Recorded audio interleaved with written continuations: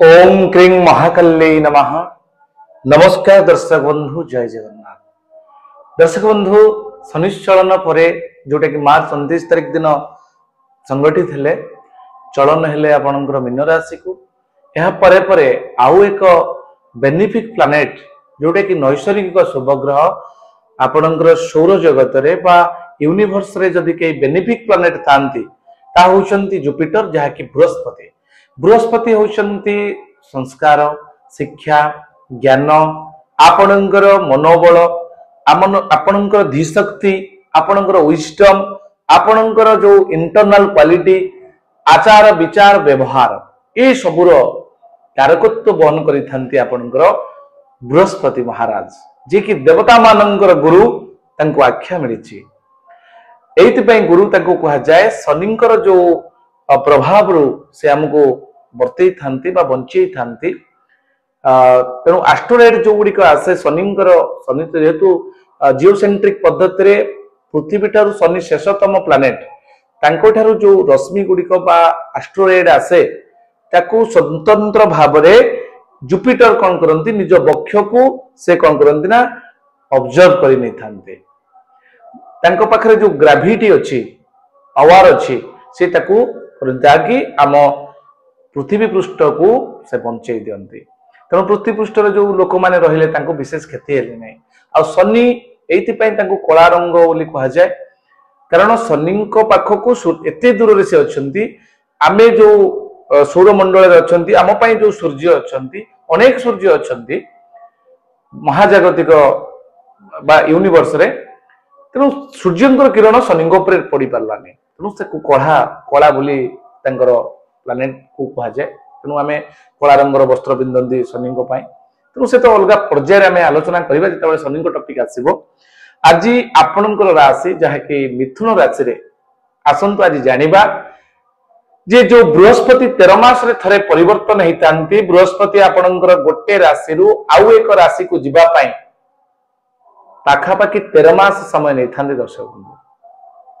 13 मास आपणकर शिक्षा, स्वास्थ्य, चाकरी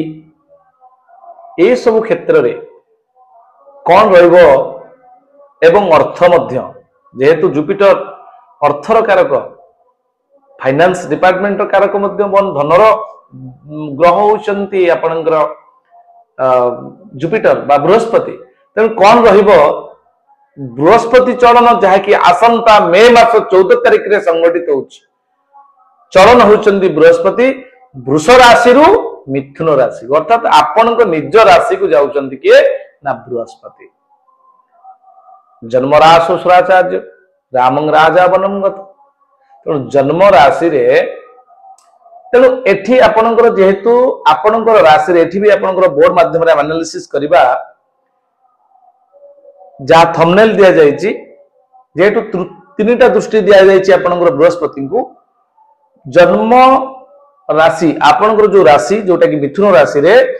चंद्र अछंती एवं बृहस्पति अछंती, जोटा कि मे 14 परे। तेणु चंद्र एवं बृहस्पति गोटे घर रहिले ताको गजकेसरी योग कहते। अत्यंत चमत्कार संयोग करुचंती। चंद्र एवं बृहस्पति जदि मिसी गले, जन्म बृहस्पति गोचर फल अनुसार विशेष किसी भल फल नदेले भी खराब फल देवे नहीं,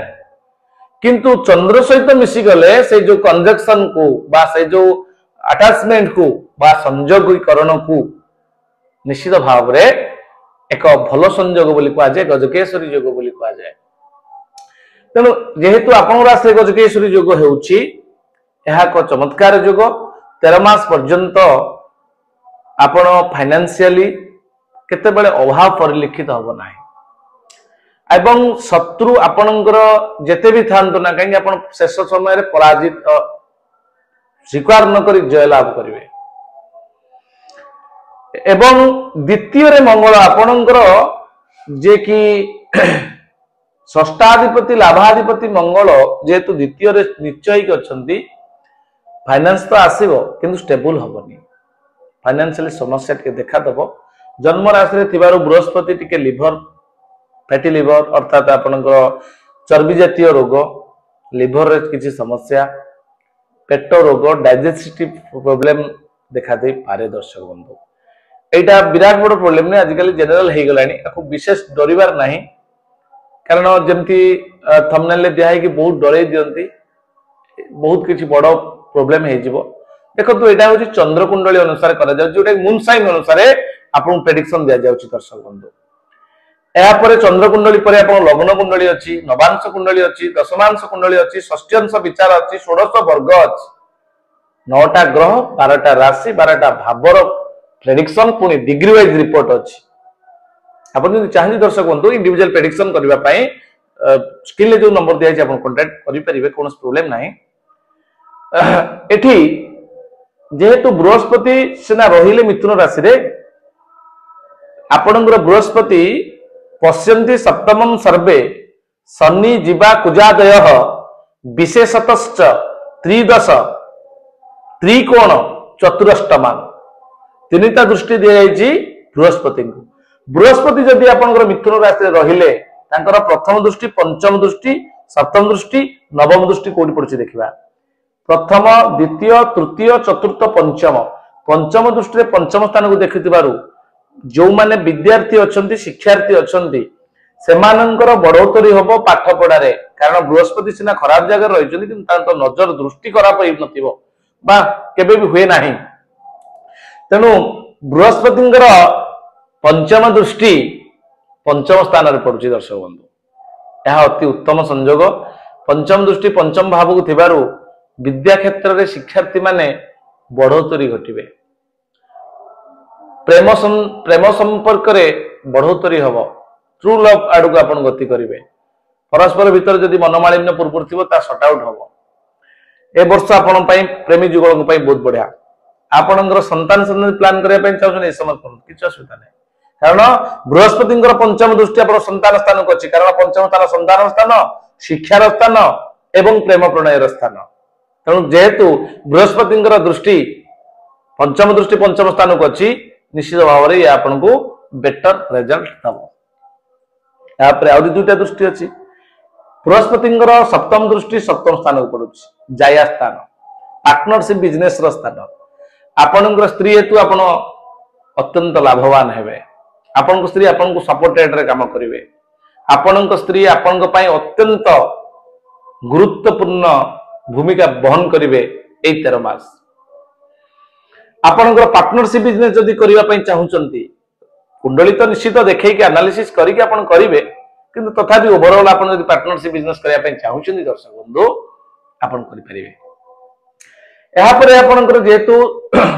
ये गला सप्तम दृष्टि जोटा 180 डिग्री रे देखुचंती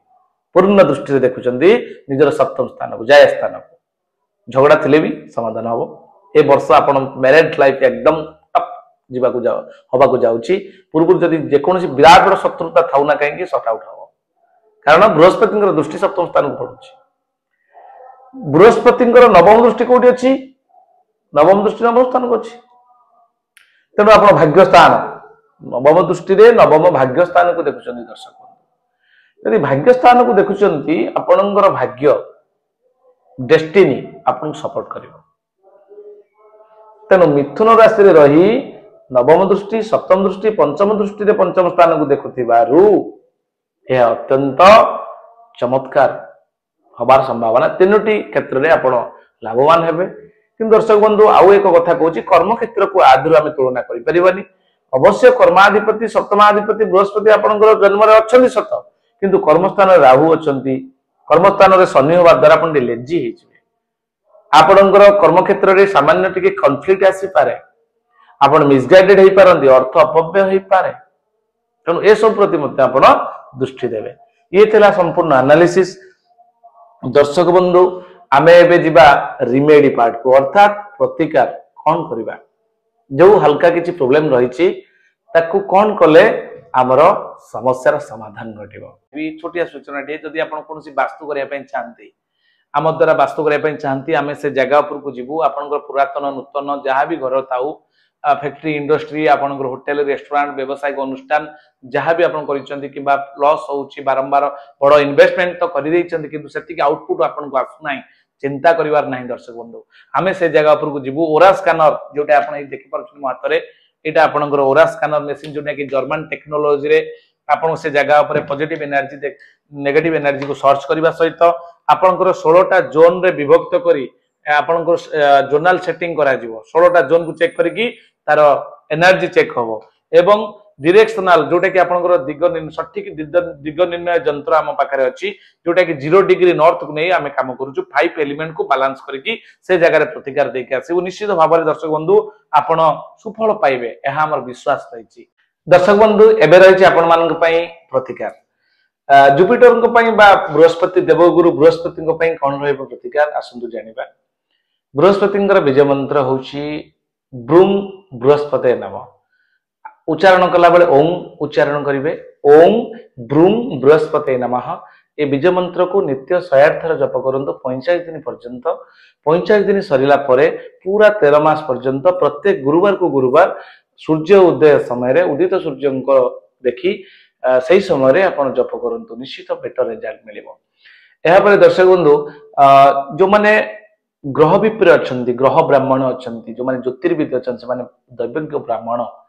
एवं जानातीत ब्राह्मण सही ग्रह ब्राह्मण बा ज्योतिर्विद माननकु डाकंतु घर को गुरुवार दिन तांको दान करंतु आपनकर पीत वस्त्र 5 प्रकार रो वस्तु से खाद्य आकार रे किछि वस्तु हळदिया रंगर वस्तु तांको आपण खाद्य ऊपर दान करंतु दक्षिणा सहित तांको विदा करंतु। एहा परे आपनकर जो माने कुंडली एनालिसिस करी जोगकारक ग्रह थिबा प्लानेट जे कि आपनकर जदि बृहस्पति हेतांती ताहले तांकर रत्न आपण मध्य धारण कर परिबे जहा कि आपनकर येलो सफेयर पीत पुष्पर आगमणी ए रत्न मध्य आपण धारण करि परिबे। जदि आपण चाहंती भी हमठारु रत्न परामर्श क्रमे 100% नेचुरल एवं तार सर्टिफिकेट सहित ओरिजिनलिटी सर्टिफिकेट ऑथेंटिकेट सर्टिफिकेट सहित आपन को आमे जोगै दबु। एहा परे आउ एक सूचना अछि दर्शक बंधु जदि आपण व्यक्तिगत कुंडली मध्ये एनालिसिस करिया पय चाहिबे करि परिबे। आज पय एतिक दर्शक बंधु पुनि देखा आउ एक नूतन अध्याय। नमस्कार, जय जगन्नाथ, ओम क्रीं महाकाल्यै नमः।